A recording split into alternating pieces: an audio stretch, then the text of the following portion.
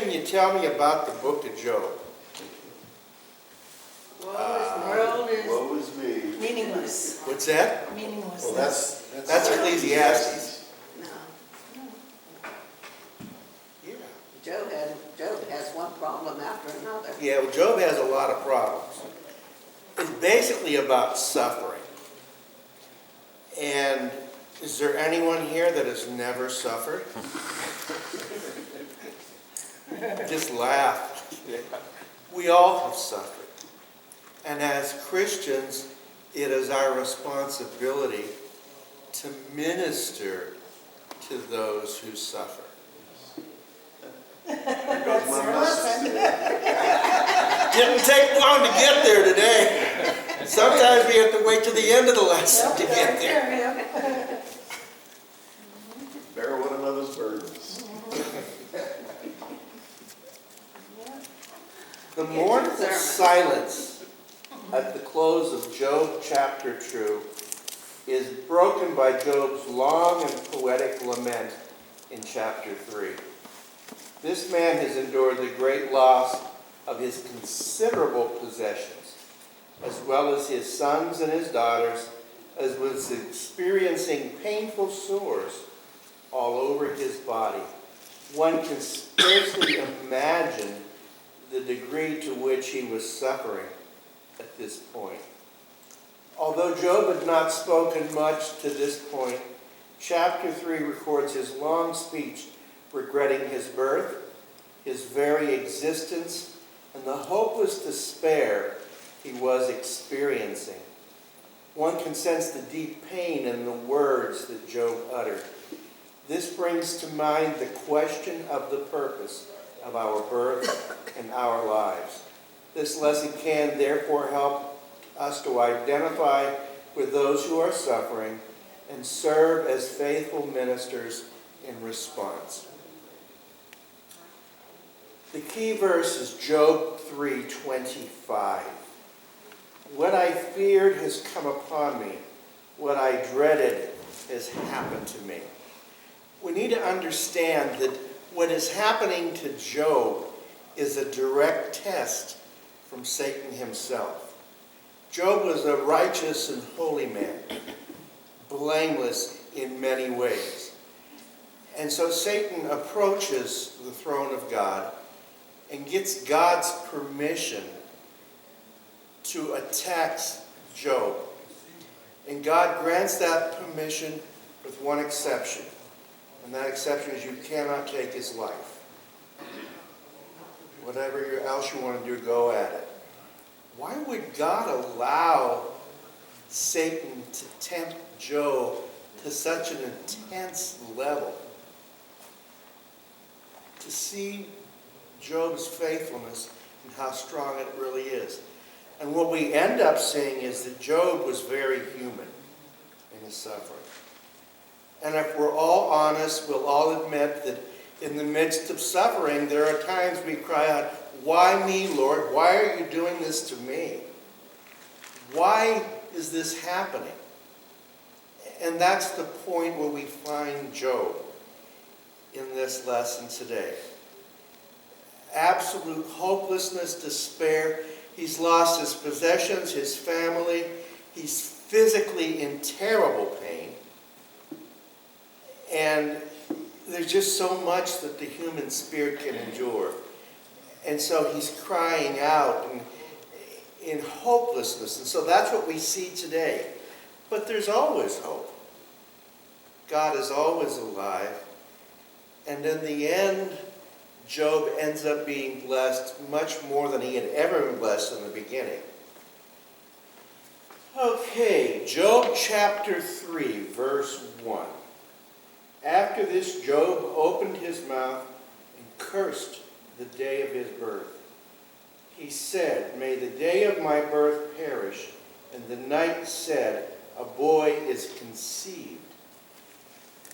And again, we cannot begin to imagine the intensity of the pain that Job is in. Physical pain from the sores on his body, but the emotional pain of losing so much at one time. To lose one loved one is tough. To lose multiple loved ones along with your possessions and then get physically sick on top of that, it's just a lot to bear. And Job has just had it. He's just crying out, why was I even born? Why did you allow me into this earth? And again, we need to be totally honest. There are times when we all feel that way. No matter how much of a Christian we are and how much we love the Lord and we believe in the resurrection and we believe the promises of Scripture, there are times when suffering just beats us down. And that's the point where Job is at. He's emotionally spent, physically spent, and spiritually spent. He's just had it. That day, may it turn to darkness. May God above not care about it. May no light shine on it. And here he's talking again about the day of his birth. That was an awful day. Luckily, God never tells us what's coming.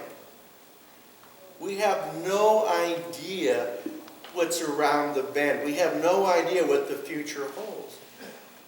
But we as Christians do know the one who holds the future. And that, of course, is Jesus Christ. We don't understand the suffering that we're going to have to go through. But all suffering is for a reason. God doesn't do something just because he's a big meanie up there and he wants to beat us down. Everything that God does is with purpose. Remember the movie Karate Kid? When he was first learning karate, wax on, wax off. He couldn't figure out why he had to do that over and over. Wax on, wax off on the car. And what the master was trying to teach him is the movements needed in putting wax on a car, taking wax off, are the very movements you're going to need in karate.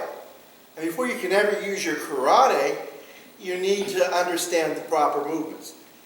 And to the kid, it made no sense. Why am I doing this? Wax on, wax off, back and forth.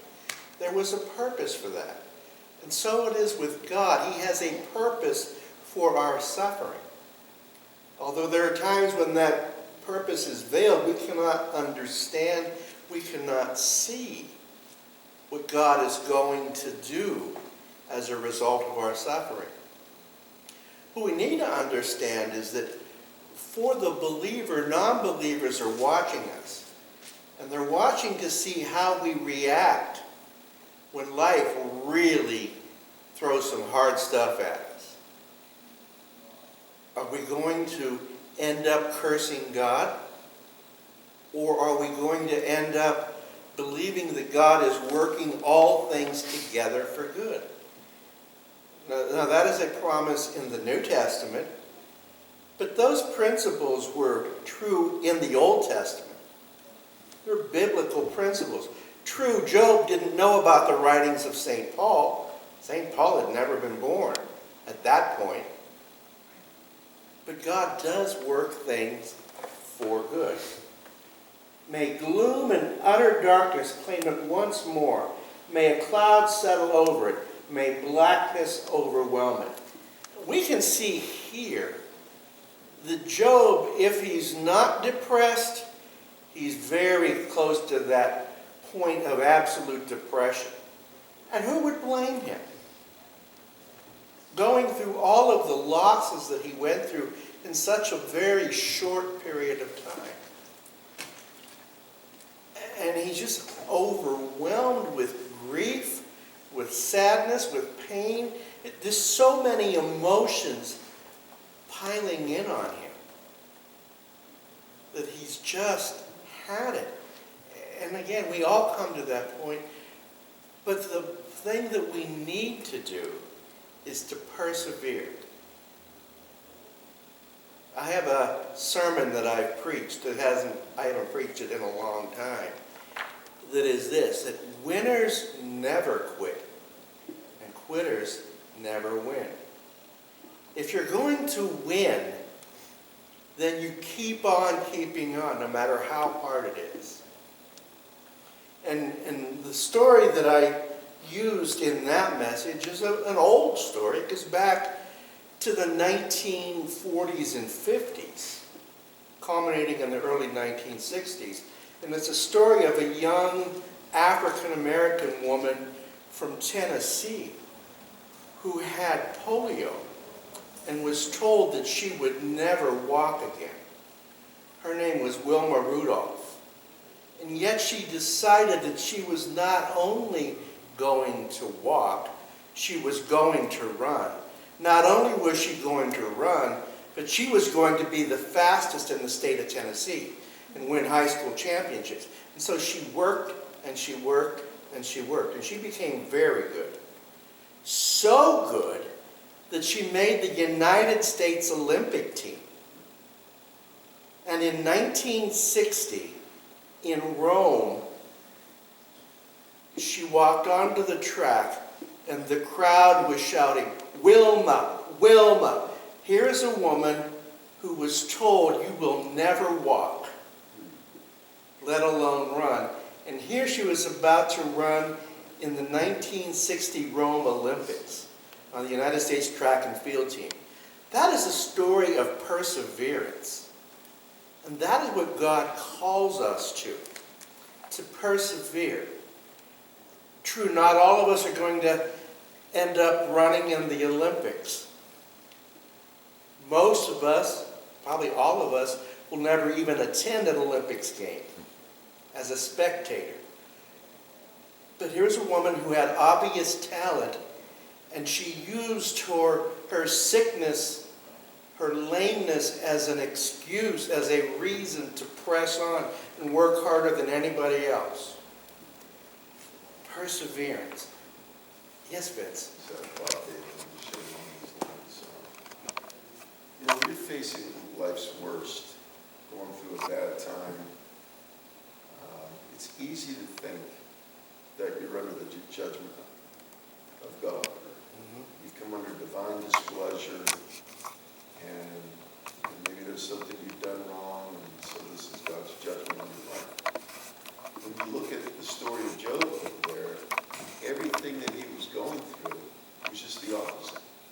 You know, God was actually bragging on Job to the devil and telling him, "If you consider my servant Job, there's nobody like him." And so, yes, sometimes when we're in sin, there comes a divine displeasure, a chastisement, but not always. Sometimes if you're going through a hard time, who knows, maybe God's been bragging on you. And he's going to allow that test to come your way because he knows that you may have your ups and downs along the way, but ultimately, when it's all said and done, you're going to cross the finish line in the right direction. And James, when he's talking about, as an example to suffering,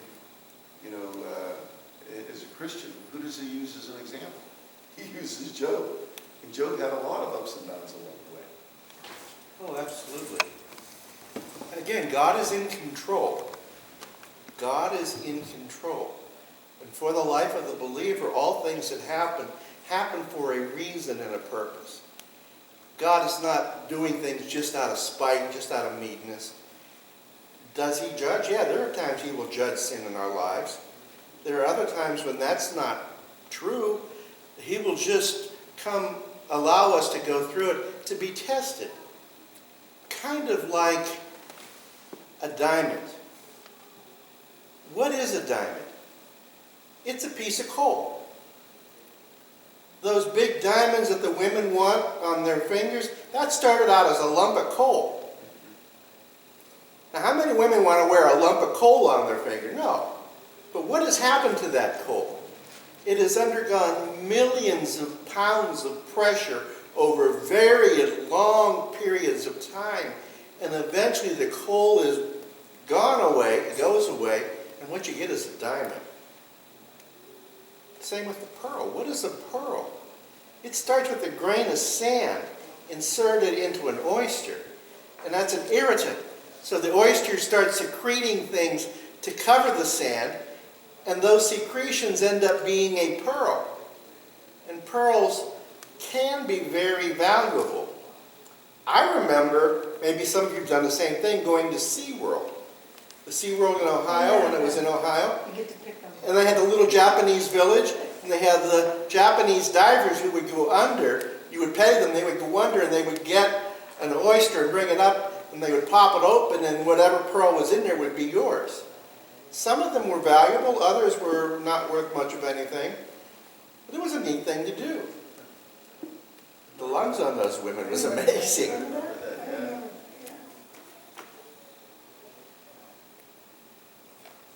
May its morning stars become dark, may it wait for daylight in vain, and not see the first rays of dawn. For it did not shut the doors of the womb on me to hide trouble from my eyes. He's really in a bad place. Job is in a bad place, which tells us that even the most righteous can get into a bad place. In fact, Jesus was in a bad place. When was he in a bad place? In the Garden of Gethsemane. He knew intellectually, emotionally, spiritually, psychologically what was coming. He knew the pain and the suffering. And he was crying out to God until finally he surrendered. It is not my will, but it is your will that to be done. So even for the righteous, we can get ourselves into a bad place. Even Jesus was there. But he surrendered to God's will. And out of that, ultimately, good things came. The resurrection. And through the power of the resurrection, lives are changed. God is in the life-changing business. And he does that because of the resurrection of Jesus Christ. Why did I not perish at birth and die as I came from the womb? And again, we see the depth of despair, probably depression that Job is in. He's just being overwhelmed. Questioning God, why did you even let me be born? Knowing what was coming my way. For now I would be lying down in peace. I would be asleep and at rest. And what he's doing is looking at, had he not been born, he would have never suffered in this way. He would have never gone through these very bad times. But what he doesn't understand is the countless millions of lives that have been touched by his story. And we never know the eternal impact that we're going to have on others. You don't know how your life and the life we live for Christ has an impact on those around us. You just don't know those things. And Job didn't know those things. He was being ultimately very selfish here and looking only at himself. And who really could blame him for that? Because he, again, was going through some very, very hard things. With kings and rulers of the earth who built for themselves places now lying in ruins, with princes who had gold, who filled their houses with silver, or why was I not hidden away in the ground like a stillborn child, like an infant who never saw the light of day? He continues to question, why? Not having full understanding. And at this point, he doesn't. But eventually, as we work through the book of Job, and we get to its ultimate climax at the end, we will see that Job will understand. For me, the crowning glory of the book of Job is near the end, chapter 38. When after taking the counsel of many friends, some of whom are recorded in the pages of Job, Job believes himself to be righteous and above reproach, and he does not understand. And we see here a total change in his perspective. Understand why God would do this to him.